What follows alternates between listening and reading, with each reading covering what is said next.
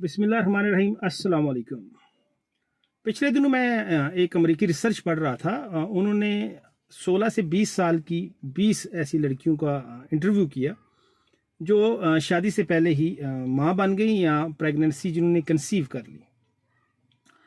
तो उस टीम ने उनसे, जो रिसर्च कर रही थी, उसने उनसे पूछा कि क्या जब वो इस लड़के के साथ ताल्लुक़ में आई, दोस्ती शुरू हुई, तो क्या कहीं ये इरादा उनके दिल में था कि वो इस प्रोसेस से गुजरेंगी, वो प्रेगनेंसी कंसीव कर लेंगी या माँ बन जाएंगी।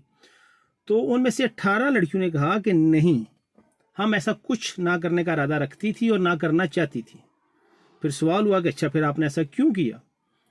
तो उन्होंने कहा कि एक्चुअली जो वैल्यू, जो रिस्पेक्ट, जो मोहब्बत, जो बातें हमारे साथ हमारा पार्टनर करता था, हम उसकी इस ख्वाहिश को रद्द करके उन बातों से, उस अहमियत से, उस वैल्यू से महरूम नहीं होना चाहते थे।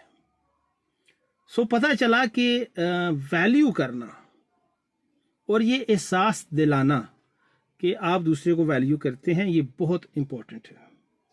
बहुत सारे लोगों से जब पूछा जाता है किसी भी रिलेशन के अबाउट, के मियाँ बीवी हूँ, बहन भाई हूँ, दोस्त हूँ, कि क्या आप उसके लिए लविंग एंड केयरिंग हैं, तो वो कहते हैं जी हाँ हैं। मगर जब अगला सवाल किया जाए कि क्या उसको पता है कि आप लविंग एंड केयरिंग हैं, तो फिर जवाब थोड़ा मुख्तलिफ होता है।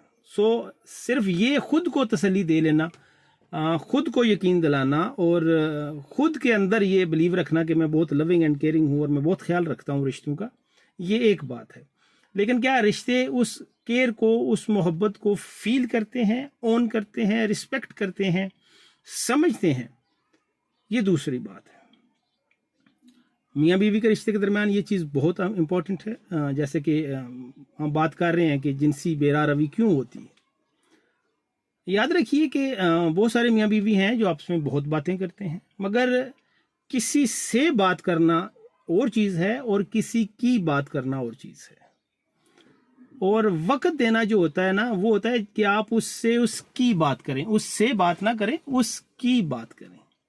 जैसे आप बीवी से घर में बात करते हैं घरेलू अमूर की, घर में सब कुछ ठीक है, बर्तन पूरे हैं, बिजली का बिल और सारी एवरीथिंग, या वो आपसे बात करती है बच्चों की पढ़ाई की, दूसरे जो हाउस होल्ड्स होते हैं उनकी। तो इसे ये एक रूटीन मैटर है, ये कोई स्पेशल चीज़ नहीं है। स्पेशल चीज़ होता है, जैसे मैंने कहा, कि आप उस बंदे से उसकी बात करें। जैसे अगर हम ये सर्वे करें कि कितने खामन हैं जो बीवी से जब बात करते हैं तो सिर्फ बीवी की बात करते हैं, और जब मैं ये कहता हूँ की बात, तो इसका मतलब होता है एरिया ऑफ इंटरेस्ट, यानी एक ऐसी चीज़ जिसमें उसे बहुत ज़्यादा दिलचस्पी हो। ठीक है कि अच्छा, जब कितने लोग हैं जो शादी के बाद बीवी के पास बैठ के ये बात करते हैं कि अच्छा, तुम मुझे अपने स्कूल कॉलेज का कोई वाक़या सुनाओ, तुम्हारा ग्रुप कौन सा था, तुम्हारी अब वो फ्रेंड्स कहाँ हैं, तुम्हें खाने में क्या अच्छा लगता था, तुम किस सब्जेक्ट में कैसी थी। या अगर आज की बात करें तो एक औरत को लिए ये बहुत इंपॉर्टेंट होता है, और यह किसी भी शख्स के लिए, सिर्फ औरत के लिए नहीं, कि उससे उसके मोहब्बत वाले रिश्तों की बात की जाए। यानी कोई खामद अपनी बीवी से शायद बैठ के ये बात नहीं करता कि तुम्हारा भाई कैसा है, तुम्हारी बहन कैसी है, उनके बच्चे कैसे हैं, उनकी स्टडीज़ कैसी जा रही हैं, यानी एक ऐसी चीज़ जो सिर्फ उसे खालस खुशी दे। इस तरह एक बीवी अपने खामद से उसके बहन भाइयों के हालात, उसके बचपन के हालात, उसकी दोस्तियाँ, एक ऐसी चीज़ जो उससे खुशी दे।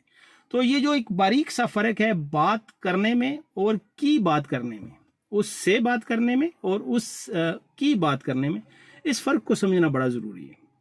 और ये जो जैसे मैंने शुरू में एक रिसर्च का हवाला दिया कि जब आप उससे उसकी बात करते हैं, सिर्फ उसकी बात, तो इसे कहते हैं वक़्त देना। इसके अलावा आप जितनी बातें करते हैं, ये वक़्त लेना होता है, देना नहीं। सो हर रिश्ते के अंदर इस चीज़ को ये समझना ज़रूरी है। यानी बच्चे पेरेंट्स से दूर हो जाते हैं। यानी अगर आप बच्चों से ये पूछते हैं तुम्हारी पढ़ाई कैसी जा रही है, तुमने नमाज़ पढ़ ली, तो ये वक़्त देना नहीं होता। जैसे मैंने कहा ना, वक़्त देना होता है कि आप उसके एरिया ऑफ इंटरेस्ट में जाएं। स्कूल का काम करना, स्कूल जाना बच्चों का एरिया ऑफ इंटरेस्ट नहीं है, नमाज पढ़ना भी बच्चों का एरिया ऑफ इंटरेस्ट नहीं है, ये आपकी जिम्मेदारी है, आप उन्हें कहते हैं। उनका एरिया ऑफ इंटरेस्ट गेम्स हैं, उनके दोस्त हैं, उनके कार्टून्स हैं, उनकी मूवीज़ हैं, उनके क्रिकेट मैच हैं। तो उनसे उसकी बात करें। और इसका एक वन लाइनर नुस्खा मैं बताता हूँ कि आप क्या वक्त आप किसी को दे रहे होते हैं या ले रहे होते हैं, कि अगर उस मुलाकात के बाद वो दोबारा आपसे मिलना चाहे, आपके पास बैठना चाहे, आपसे गपशप करना चाहे, तो फिर इसका मतलब है कि आपने उसे वक्त दिया। और अगर ऐसा ना करना चाहे तो इसका मतलब है कि आपने वक्त अपनी तरफ से तो दिया, मगर आपने अपना और उसका वक्त ज़ाया किया। हमारे बच्चे हमारे पास क्यों नहीं बैठते? क्योंकि हम ऐसी बातें करते हैं जिसके बाद वो हमारे पास खुशी से बैठना पसंद नहीं करते। हम हर वक्त स्टडीज़ की बात करते हैं, नसीहत की बात करते हैं, ठीक है, गाइडलाइंस की बात करते हैं, और ये चीज़ उन्हें हमसे दूर करती है। एग्जैक्टली जब आप सिर्फ घर की बात, खाने पीने की बात, इस तरह की बातें करते हैं तो मियाँ बीवी भी एक दूसरे से दूर हो जाते हैं। एक दूसरे की आंखों की बातें, एक दूसरे के हाथों की बातें, एक दूसरे के रिश्तों की बातें, एक दूसरे की हॉबीज़ की बातें, पसंद नापसंद की बातें, ये करना बड़ा ज़रूरी है किसी भी रिश्ते के अंदर। तो आप किसी दोस्त के पास हैं, आप वालिदैन के पास हैं, आप बहन भाइयों में हैं, मियाँ बीवी का रिश्ता है, बच्चों का और वालिदैन का रिश्ता है, इम्पॉर्टेंट थिंग कि जिससे आप बात कर रहे हो आप उसकी बात कर रहे हैं, ये बहुत ज़रूरी है। Thank you.